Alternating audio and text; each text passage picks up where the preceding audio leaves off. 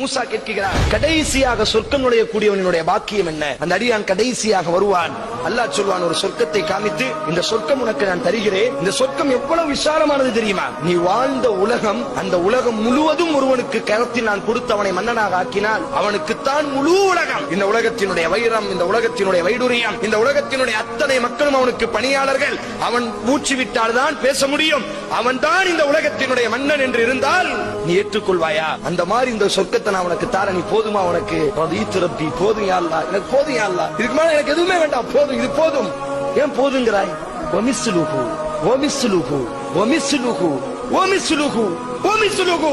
நீ வாழக்கூடிய அந்த உலகத்தை மாறி, அந்த உலகத்தை மாறி, அந்த உலகத்தை மாறி, அந்த உலகத்தை மாறி, அந்த உலகத்தை மாறி 5 மடங்கு நான் உனக்கு தாரேன்.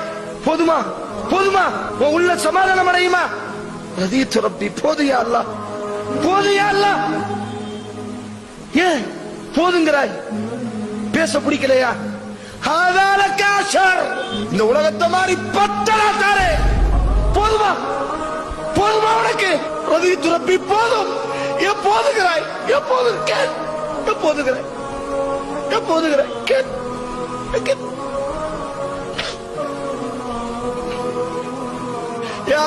இன்சான், மனிதனே, மோகர்ரக பிரப்பிக்கல் கரீம்.